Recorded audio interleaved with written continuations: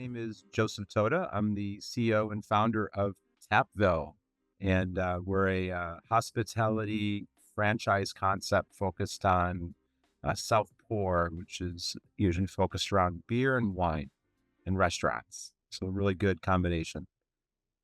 Yeah, that I would enjoy that. So, great combination.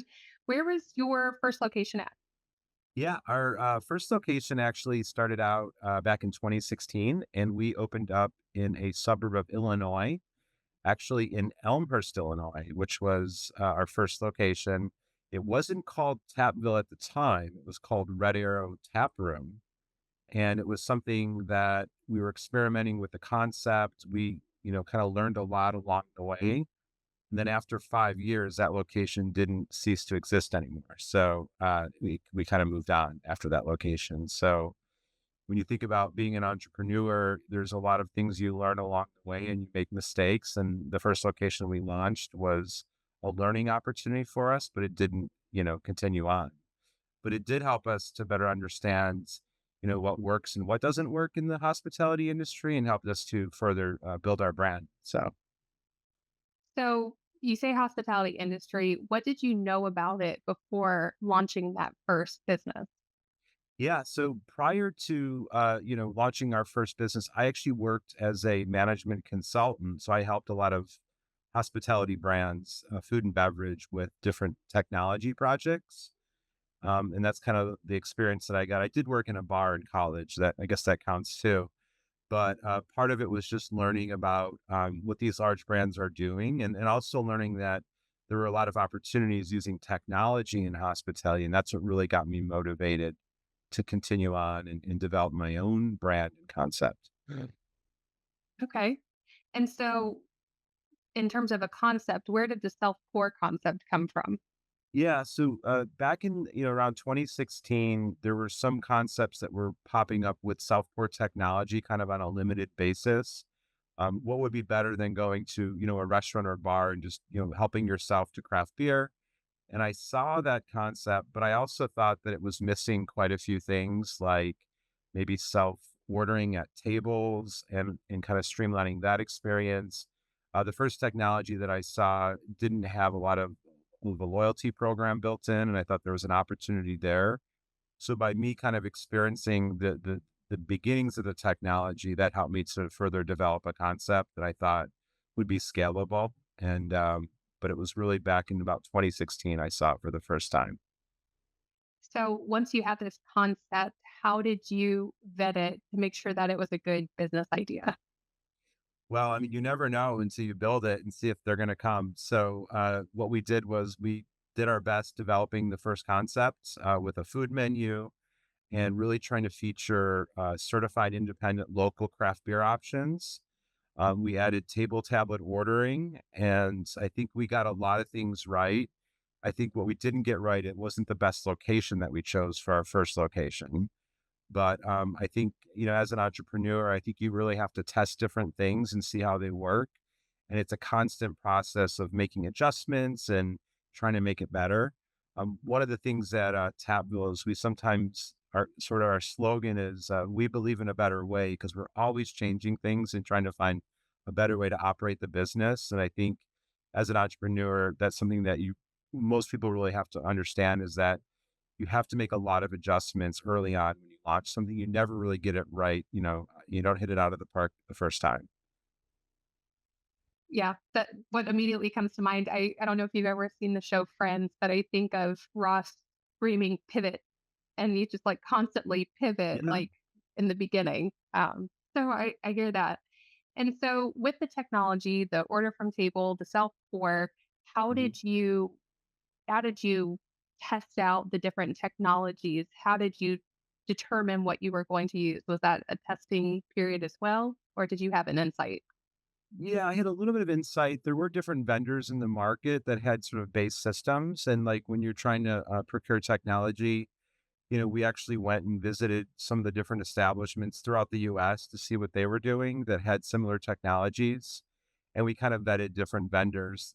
That was one decision that we got right in the beginning. The vendor that we chose back in 2016, we still work with today, almost 10 years later. So we did kind of make that decision, right? But I think when you're looking at technology, you really have to vet out your different providers and try to find the best technology available. And then also you have to find a vendor that can grow with you. And I noticed the one that we chose really made a lot of adaptations to the technology throughout the years based on our feedback. We have a great relationship with them, but it was a matter of vetting and really trying to find the right solution, that we were going to launch with our concept. Scalability, I think, is really important. And then how many locations are you projected for this year? Did you Yeah, say now? right now we operate 38 franchises, but I think we have about eight more that are going to be coming online this year. So it's quite a bit of growth. And it's cool to say that we operate in four different time zones now in the US. So that's really cool. So Yeah, congratulations. And that is a lot of growth. So scalability obviously is important. Something that I know someone on my team was asking about is how do you even finance a business at the beginning? Like there's a lot of different ways. So yeah. how did Tapville do it? Yeah. So for the first location, what we did is we actually put some of our own cash in, we put some skin in the game, and then we did an SBA loan. So the Business Administration has loan programs that you can look at, and that's how we financed the first location.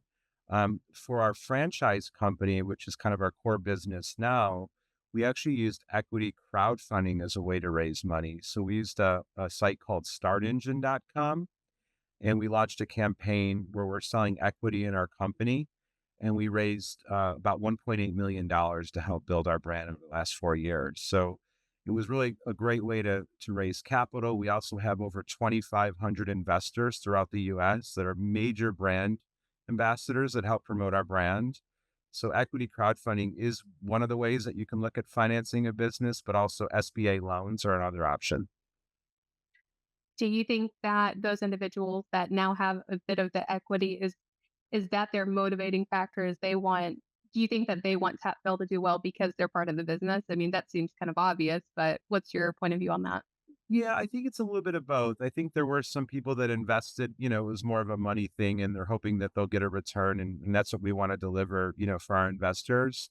But there was another segment of investors that really believed in what we were doing and kind of believed in our mission. And I think they kind of sort of contributed money more on that versus like the return that they're going to get. Investing in startups could be fairly risky, because most, startups fail. But for this particular case, I think a lot of people believed in our mission and what we were trying to accomplish. I mean, if you've ever been to a restaurant, you know how the experience can be. It can be bad sometimes. And we were really trying to solve a lot of those problems with technology in the restaurant industry. So it was kind of nice to know that some of our earlier investors kind of believed in the mission that we were doing. In terms of thinking back to the beginning stages of Tapville, was there anybody in particular that you got guidance from that was kind of in your corner and you always went to for questions? Do you still talk to them today?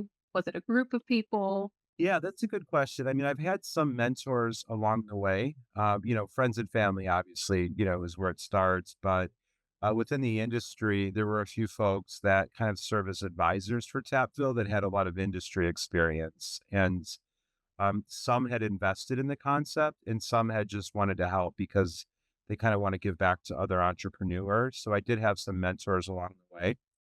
And I think, as you're growing a business, you're constantly learning, how as the business is evolving, and having sort of a sounding board of advisors really can help really shift the focus and really help you in some cases pivot or make the best decisions in the business. So for me, I had a really good group of folks that really have supported me along the way. And 8 years later, some of them are still around, which is great. So Well, good. You've got your people. You've got your tribe, I guess some people say. Good. Before beginning a business, so do you think that there's any sort of experience that entrepreneurs should have prior to starting their own business, just based on your own personal experience, or do you wing it? Do you go? What's your thought? if you have a rough year or a rough time with the business and you really don't have that passion, you're probably going to give up. So like what I've seen is really that passion is the number one thing. And if there's certain skill sets that you have that you're kind of lacking, you could find other people to fill in there. So if you're really bad at finance, you might find somebody that's good at finance. Or if you're bad at sales, you find somebody at sales. But the first thing you have to have is passion. And I think the second thing is you really have to like set out as to like what your personal mission is for the business. If you don't have that, you can really lose your way, a lot. Like things change, you're trying to pivot, trying to figure out how to generate revenue or add more customers. But if you don't have that sort of like passion or cause, then it can really hurt like the decisions that you make long term. And I think entrepreneurs that have that passion and cause and kind of keep that as sort of their guiding principle really are successful in the long run. Well, and you would be the one to speak on that where Tapville is today. So you Yeah. clearly got the passion behind it, right? Yeah, and listen, it's not like it's not all easy, right? Like, everybody has the story of like how it wasn't working, very well. There were times when it was like you made the wrong decision and you had payroll coming up, and if you sell your car, you could make the payroll. So, I had to sell the car one time to make the payroll. So, I mean, these are the things that people don't see like behind the scenes, like, that you have to make sacrifices too to run a business. So like along the way, there's a lot of sacrifices you have to make. And when you're starting your own business and many of the folks that are probably listening just have their own businesses, they know like it's not easy. And sometimes it's a 7 day a week, venture. You don't turn it off from, after 5 o'clock every day. So it becomes all consuming. And what I found is like if you're passionate about it and you're really organized and you're willing to make adjustments and you kind of have that cause or that vision that you can keep pushing forward. So but there's also a lot of hurdles along the way. I mean, folks that had businesses during COVID would remember how difficult that was. So you sometimes do have to make sacrifices too. So it's not all just glory. I think what people see sometimes is like the success, like wow, that person's doing great, but they don't know the story behind them and how they got there. So Yeah, I mean, selling your car to make payroll, that's sacrifice. The no yeah, no way of getting around that. So, yeah, thank you for sharing that. yeah, Thinking about your clients, so and I'm thinking of them in 2 different ways because I know that there is the client that walks into your brick and mortar, and then you also I don't know if you considered your franchisees as your clients as well in some capacity. So can you tell me yeah. how you got, like, the people who support the actual locations and then also the franchisees? I'm curious about that. Yeah, I mean, the first thing is, with any business, it's all about the customer. So our primary customer is the one that shops with us, that comes into our location. So a lot of the decisions that we make, whether it's the menu or the ambiance or the training that we do or the hospitality standards, that's all focused around delivering an exceptional customer experience. So that's kind of our first core, customer, which is the person coming through our doors, which we refer to as the guest.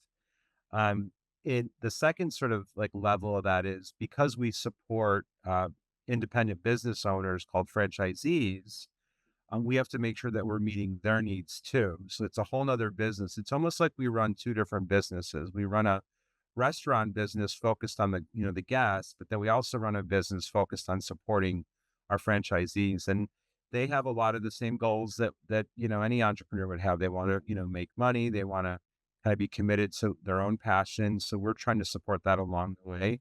So it makes it really interesting when you're running a franchise business because you have like two separate customers that you're trying to make happy. So where was your first franchise location opened at? And was that first person who signed on to be a franchisee, did they feel like they were taking a lot of risk? How were you feeling when that first happened? Yeah, yeah. When you first start franchising, we're not, somebody who's been franchising for 20 years. So a lot of what we're doing early on is we're kind of not sharing a lot of information because we don't have it. We don't have historical data of sales for 10 years or profitability or costs. So some of the first franchisees that we have were really kind of believing in our mission and taking a risk with us. That's kind of crazy. It's like you're trying to sell somebody a business model, but you really can't tell them like what the business does and what it makes and what the pro forma looks like. But that's franchising, in early stages. A lot of places start like that.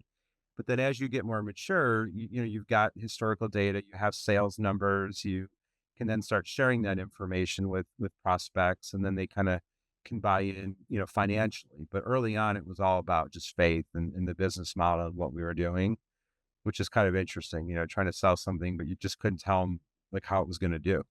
So Yeah, I was part of another, startup industry, and that was the difficult part, getting people to believe in what you were trying to do and getting that first person on board and saying, "Yes, it's really this, and you're part of that," and bringing it to life, so that's always exciting. Where was that first franchise location at?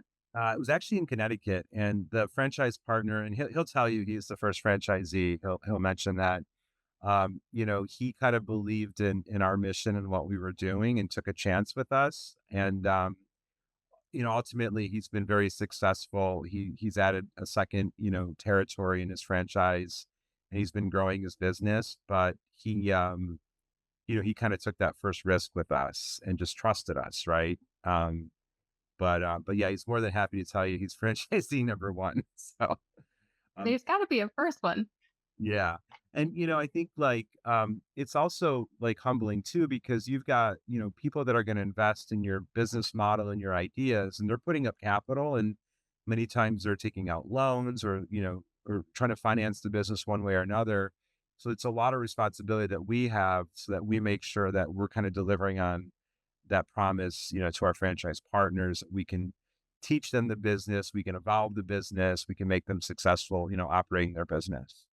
The startup team, like, how many people were there? Were there 5 people? Was it just you and somebody else who was kind of leading it on? How did that Just start? me. Yeah. I mean, like a lot of founders have a co-founder. I really didn't have. I mean, my wife is so supportive, but and she's amazingly supportive. But no, I didn't have like an official like co-founder, on the team. Soup to nuts, the idea of Tapville to opening the doors at Yeah. Tapville, how long did that take? Yeah. So, I saw the idea of the technology, and I'll just kind of put a whole timeline to it. This was like in September of 2015, to give you a timeline. Around February, it started going into a business plan on paper. By March, we were looking at locations. By May, we signed a lease, and by December, we were open. So it was like less than a year. So it was pretty quick. But like when you're really focused and prioritized, you can make it happen pretty quickly. Sometimes, the hardest part was obviously, once you start like paying deposits on a lease, and you start paying contractors, and you're procuring equipment, that's when it gets real. But like if you're focused, and we had a really good business plan that we put together, when I first started. And I think, there were some financials in there, pro formas, and it was kind of amazing that we were really close to what we kind of projected for that first location. So that was kind of cool. So, That's extremely quick. I'm yeah. shocked and, like, good for you. That's awesome. Yeah. Well, then another point too is once that location was open, we were already working on the second location, within a year, because we were seeing the success early. And like as we were kind of looking at that second location, it was more about having a better location that was going to be busier, a better real estate, maybe a little bit bigger of a location. And we actually started right away on the second one too. And then another big investment, we were putting deposits down, negotiating leases and all that, the things that happen when you're trying to start a business. But yeah, the whole process, it happened fairly quickly actually. So now here's something interesting, because I know a lot of entrepreneurs, it's sometimes hard to like just like quit your day job and go become an entrepreneur, because you can't finance it, right? You need to still get a paycheck. I actually held my day job the whole time, and still was working on the side. So that's something that you kind of have to manage too. So because I had a day job, I worked during the day, and at night I would work on the business plan, or trying to get the restaurant open, and I was traveling too at the same time.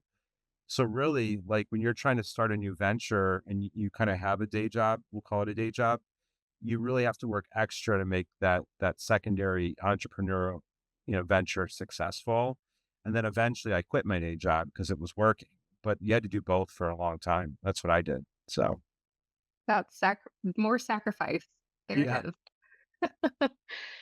So, thinking back to that first location and it's going great, you're moving on to the second location. What went really well with location 1 that pushed you into doing location 2, and what did you learn from that first location that maybe wasn't the greatest that, you responded to and switched things up? Yeah. So, like, we're in the restaurant industry. So, in location number one, the technology was a hit. It worked. We had no issues with the technology. The menu items weren't like what I would say were really great in the first location, and some of the cuisine offerings that we had, we changed up. I also learned in that first location that location matters in restaurants, and we weren't like in the best of a location, and that really impacted, potential sales. Like when you're operating a restaurant and you're not in a great location, you have to spend more money on marketing to get people to come to your location, which is costly. So we learned a lot of that. The things that we thought went really well is and things that we still do today, we really try to support. We sell craft beer. We try to support independent, certified independent breweries, smaller breweries, and we still do that today. Some of the original menu items, a few of them still remain, 9 years later. So like things like that, we got it right in the beginning and it continued on. But there were a lot of things that we had to change along the way. And we even changed the name. I mean, that's the things that that were like big changes in the whole process. The other thing too is the first name we had wasn't eligible to get trademarked.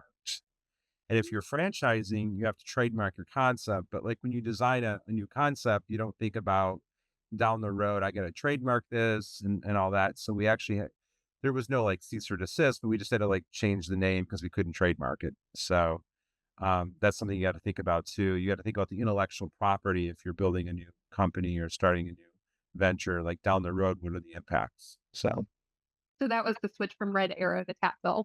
yeah, yeah. I mean, Okay. Red is very commonly used. I mean, if you think of the name. So, Tapville was very unique. And Tapville, just so you know, it stands for taps because we have self pour taps. And Ville kind of represents community. So Tapville, the community around taps is how we came up with it. So, I mean, I'd be okay if there was a Tapville, USA, and then that was just where we lived, the entire world. well, funny story is on Facebook, we were doing a lot of marketing. And I guess there's certain rules on Facebook, like what you can market. And they were flagging us as a city. And we were having a hard time running some of the ads that we do for marketing because of that. So that was kind of interesting. What point with Tapville did you realize that, okay, this is going somewhere? This is gonna be big. Well, I think it started out even in the first location when people would come in, they would ask us, "Can I?" Well, first of all, we looked pretty professional from the start, so people thought we were like a national brand already, which is kind of interesting because of the technology. It looked kind of polished. So a lot of people that were coming in were asking, "Hey, can I franchise this? You guys have franchise opportunities," and that was happening a lot. And at the time when we started, we weren't like thinking a lot about franchising at the time. So you're like, wow, these people are really interested in opening up their own store. And we had people coming in from like Kansas City and St. Louis and Pennsylvania, and they were asking about it. And that kind of made me think, well, maybe that's the next evolution of the brand. We start franchising and offering this for other people. And that's when I kind of thought, like, wow, this has got something. When are you guys coming to Charlotte, North Carolina? I mean, I wanna know this. Yeah, we're working on it. I actually have talked to a few folks down there already. So that's a market that we're looking at. Also, Charleston, we're looking at. We've got Texas covered. But yeah, that's one of the markets that we're thinking about. So, Most excellent. We've got a lot of beer here and we need a tap bill. What is your biggest motivator as an entrepreneur? well, first of all, I like to win, right? Who doesn't? So you've got to be somewhat competitive. But I think really it's about taking your own ideas and sort of putting them out in the marketplace and seeing them be successful, right? I mean, imagine you go into, whether I'm in California or I'm in Florida, if I go to one of our franchise locations, you just seeing like your ideas being implemented is pretty cool. And it's kind of motivating. And The fact that we kind of operate in 4 different time zones is kind of cool too. And then it's interesting because like early on, you know everybody, you know every employee, but now I go to locations and I don't necessarily know everybody and know all their team members and stuff. So it's kind of, that's interesting too. In terms of a piece of advice that you would say to aspiring entrepreneurs, single piece of advice. The best piece of advice I would have is to get organized with your business. And what I mean is really have a plan and don't run weeks and quarters and years being disorganized in a way that you're not like getting traction in your business. You really got to get organized. It's really easy to get distracted and pulled in 100 or 1,000 different directions, but being organized is like my best bit of advice. In terms of like getting the motivating factor to get started. So you said that you worked a day job as Mhm. you conceptualized and organized and started this up. Like what was your first step? Like what pushed you over the edge that said, yeah, I got to do this. I got this idea. I have to do this. I think it was a couple different things, maybe not being happy at the time with my day job, that was part of it. I think it was that there was some timing and I felt like I was up against the clock with using technology because I felt like somebody else is going to do this pretty soon and I got to stay ahead of it. Now people have copied, but like I have to stay ahead of the competition.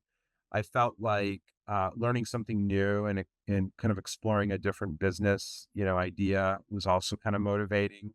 So a little bit of all that kind of, it's about timing and it was about a lot of different factors. I think that made me kind of take the risk. So on the flip side of that, like say they're operating a location like Tapville and they're deciding to move into the franchising space, what would your advice be to those individuals who are considering that model? Yeah. So if you have a business that you feel like that you can franchise and expand, using a franchising strategy is a very quick way to scale a business because you're working with people that can help build your business like throughout the US pretty quick. The things that you want to sort of evaluate before you start franchising is, first of all, is your business replicable? Can people copy your business model? Franchisees. So in order to have that work, everything has to be documented that you do. You should be able to hand your whole business to somebody in an operations manual, and they should be able to follow and execute on it. The second thing is very complicated businesses that really just like rely on the founder aren't really good franchise concepts because if the founder disappears, then how do you run the business? So your whole business has to have processes and SOPs that can be copied. You also have to have a business model that works. So if it's a restaurant, it's the unit economics of the restaurant concept. If it's a service-based business, it's probably the gross margins and how you hire people to deliver on that. So these are the things that you want to look at before franchising. You also want to get a little bit of traction on operating the business for a few years. You can't really just develop a concept and then decide overnight you're going to franchise because as you meet these first franchise prospects, they're going to want to know like a little bit of history and how it's been going. But I think those are the things you want to look at. There's great consulting firms out there that can help you franchise your business because there's things you got to put in place both legally, trademarks, operations manual. All those things have to be in place to franchise in the US. Is there anything else that you would want to share about Tapville? Something we may not know, something that's coming in the future? Well, with Tapville, it's been a wild ride over the past 8, 9 years. I think we solve a problem that totally exists in the industry. So we're still relevant. If you've ever gone to a restaurant, had a bad experience, or had to wait for a drink at a bar, like there's a problem. I think with the way that, labor is increasing, rates are increasing. Um, you know, prices of food and beverage are going up. So like restaurants and brands that can use technology to help solve those are going to be successful. And with Tapville, I kind of see our restaurant brand as somewhere in the casual dining space, but maybe replacing some of those older brands that you think about, like maybe like Applebee's and Chili's and those types of places. We're kind of like the newer next generation model of that casual dining experience.